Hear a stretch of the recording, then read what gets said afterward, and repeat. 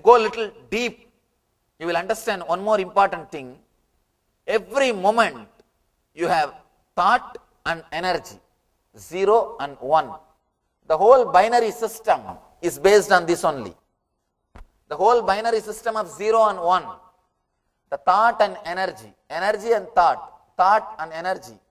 The energy and thought both are directly related. Actually, for a moment you will be flooded with Ichcha Shakti. The next moment you will be flooded with Kriya Shakti. One moment you are flooded with energy, next moment you are flooded with intelligence. Constantly, these two are playing the game. This is the game of Shiva and Shakti. This is the whole cosmos, matter and energy. Constantly in your inner space, Shiva and Shakti are dancing. The matter and energy are dancing. If you can be aware of the gap, you will experience the eternal consciousness, the Shiva consciousness. Ichcha and Kriya both are dancing in your inner space. If you can be aware of the gap, you will achieve the Jnana Shakti. The Ichcha Shakti and Kriya Shakti, both of them are just dancing. The energy is enjoying itself. Energy is expressing itself in your inner space. If you can be little aware, if you can feel comfortable with the gap, suddenly you will see that Jnana Shakti is awakened in you. You need to understand two things from this technique. First thing, at least spend 21 minutes when you want to practice this technique. At least spend 21 minutes with yourself and be witness of both the gaps. As breath turns from down to up, and again as breath curves from up to down. Through both these turns, realize you are in neutral space. Through both these turns, realize the gap.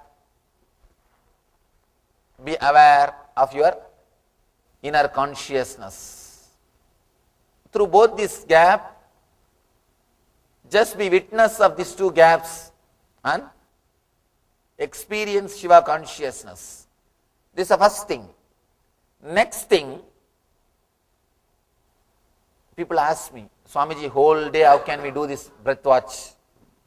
How can we practice this whole day? We won't be able to do whole day. If we are whole day sitting and watching the breath, who will give food?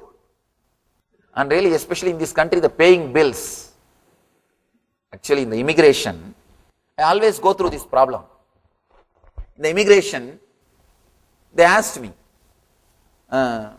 what for you are coming to this country? I said, to take meditation classes.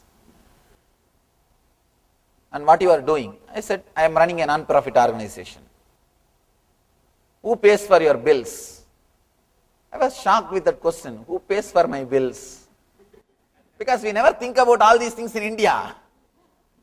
And I said, I have a trust that takes care of me. And then immediately they said, oh, that's a nice life. Somebody else is paying for your food and stay. And somebody else is taking care of you. Actually, when I heard that conversation, first time I understood that is true. We never think about all these things in India. Paying bill and all these things doesn't have a big role in our consciousness. You meditate if you like, you don't if you don't like, that's all. But we don't think too much about who will pay bill, what is happening with the life. In that case, then I started recalling. In India, there are so many people who neither work nor earn, but they are all alive. And I also wanted to do little research. Who pays for their bills? And nobody pays because nobody gets any bill in India. Something comes and something says, and they eat something and they leave something. And really, when they asked me about this only, first time I started thinking, yes. And it's yes, you are supposed to work to live your life.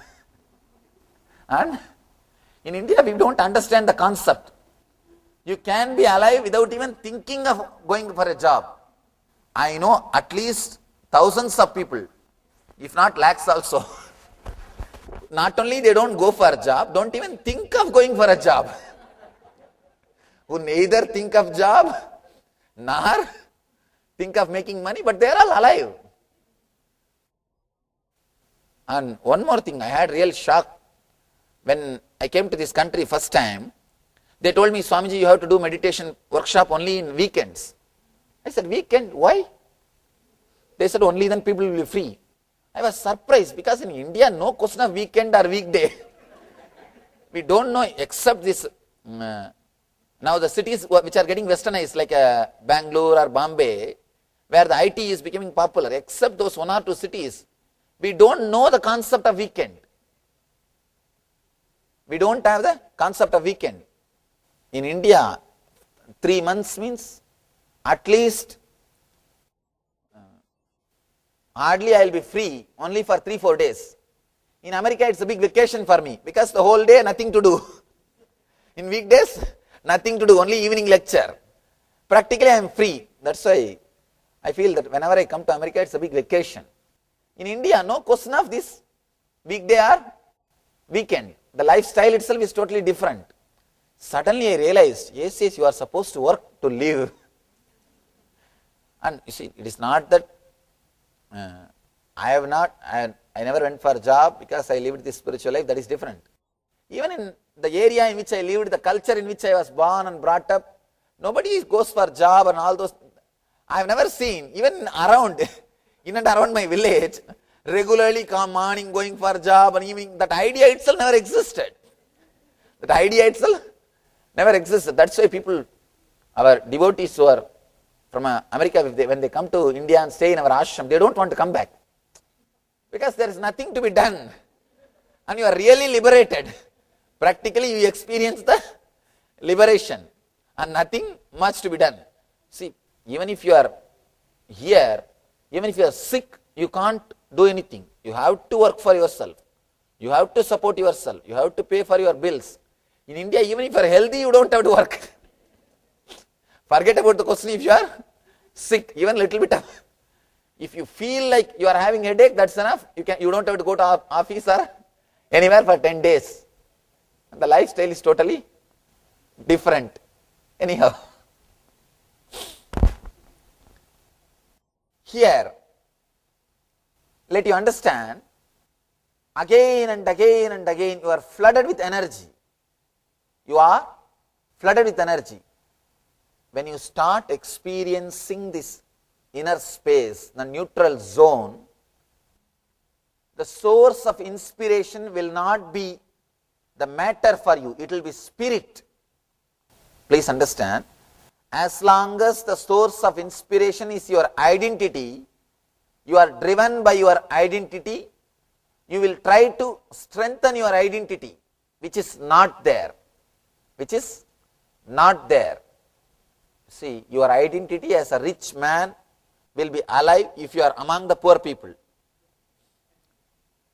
If you go and be with the rich people, what will happen to your identity?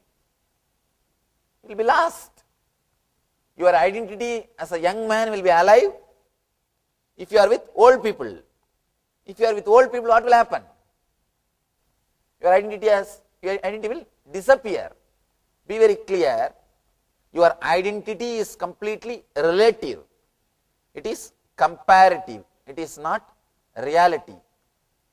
If you are comfortable only with inhaling and exhaling, you will be strengthening your identity. Your inspiration source will be your identity, and you will be working to strengthen your identity. Means death to death. If you shift your comfort zone, if you start feeling comfortable with the neutral zone, if you start witnessing, if you start observing these two neutral zones, and if you are relaxed in that neutral zone, you will start creating a new source of inspiration for you, which is not your identity, which is not matter.